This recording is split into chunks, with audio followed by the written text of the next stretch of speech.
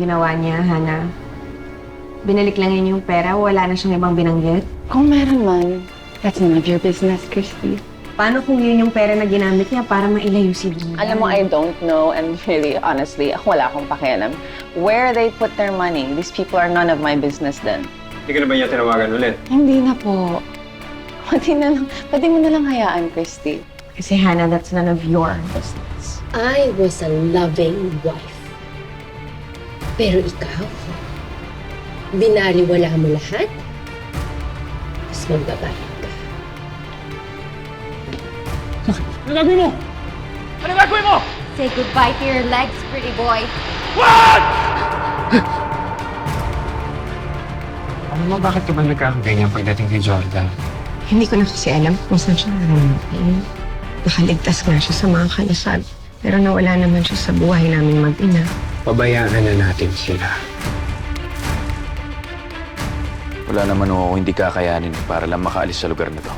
By that time, kasal na si Leon tsaka si Christy. So kahit tanggalin man niyang cast mo, wala ka nang hahabol.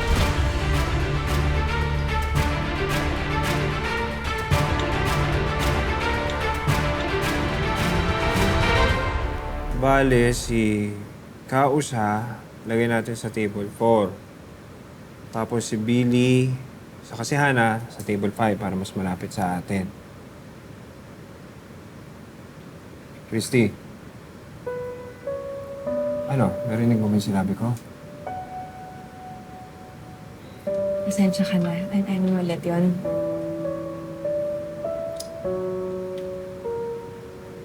Ano yan? Si Jordan pa rin ba yung iniisip mo? Naawa na kasi ako kay Tori, Leon. Halos pilitin ko na yung bata kanina para lang pumasok ng school. Wala nang gana yung bata eh. Naawa na ako sa kanya. Miss na miss niya na talaga ang Daddy Jordan niya. Siya lang ba talaga nakakaramdam mo? Leon, Sensya ka na. Parang lagi na lang kasi tayo nag-aalala ngayon kay Jordan eh. Siya na lang lagi iniisip natin, pinag-uusapan natin dalawa. dahil hindi natin alam kung ano ang lagay niya. Leon, kung mangyari man sa'yo to, mag-aalala din ako sa'yo at sa mga anak natin.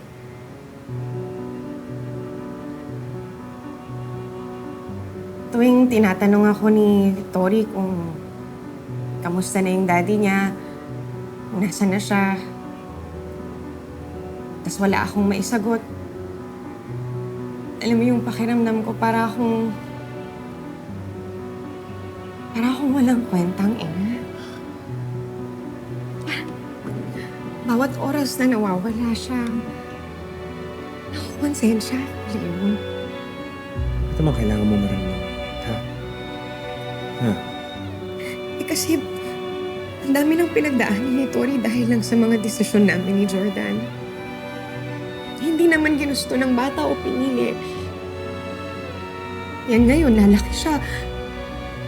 Hindi kumpleto yung pamilya niya. Kahit nandyan ka naman bilang bago niyang tatay, syempre, di ba, Leon, iba pa rin yung ugnayan niya kay Jordan. Tapos ngayon, hindi ko na mapagkaloob yun sa anak ko.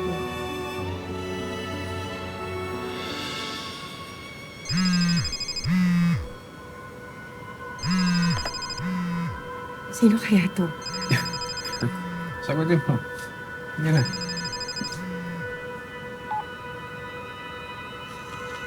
Hello? Christy. Jordan? Christy, tulungan mo ako. Jordan, nasaan ka? Pupuntahan ka namin ngayon din. Christy, tulungan mo ako. Jordan, naririnig mo ba ako na nasan ka? Sabihin mo kung nasan ka. Christy.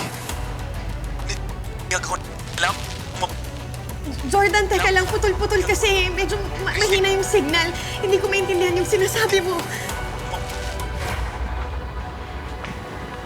Delikadong ginagawa mo, Shaira. Hindi mo pwedeng i-detain si Jordan against his will. Doktora, asawa ko si Jordan at hindi krimen ang ginagawa ko. Oh, well, basta labas ako dyan, ha? Fine.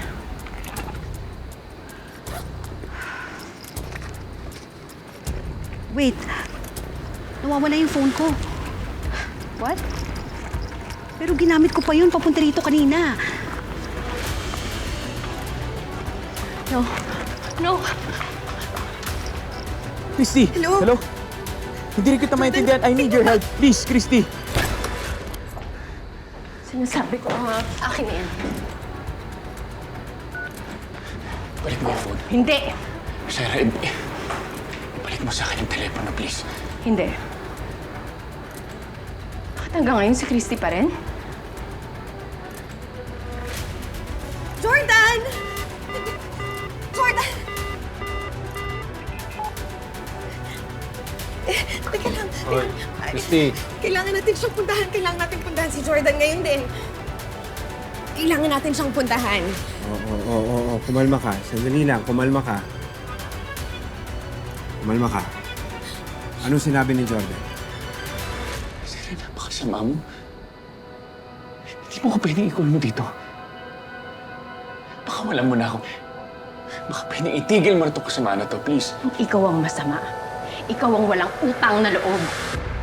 Pagtapos sa lahat ng ginawa ko para sa'yo, halos ibuhis ko yung buhay ko, maligtas ka lang. Jordan, lahat ng oras, pera, pagmamahal, binigay ko na sa'yo! Pero hindi mo pa rin ako masuklian! Ha? Hanggang ngayon si Christy pa rin! Dahil hindi na kita magagawang mahalin. Kahit na anong gawin mo, hindi na kita mamahalin. Kaya kung ako sa'yo, baka wala mo na ako. Habang hindi pa hulala. Ikaw ang kailangan ng gumising sa kahibangan. Dahil may ibang mahal na si Christy at hindi ikaw yun! Shaira!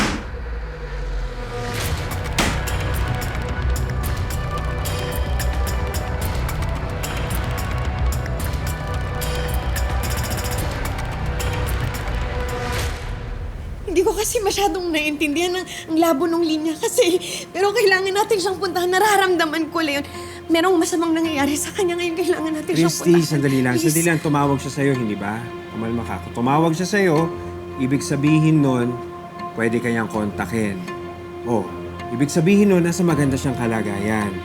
Baka naman nag-iisip ka lang ng masama, ha? Kumalma ka na. Sige. Pero, hindi kasi, Leon, bakit ibang number yung gamit niya? May baka nagbago siya ng cellphone.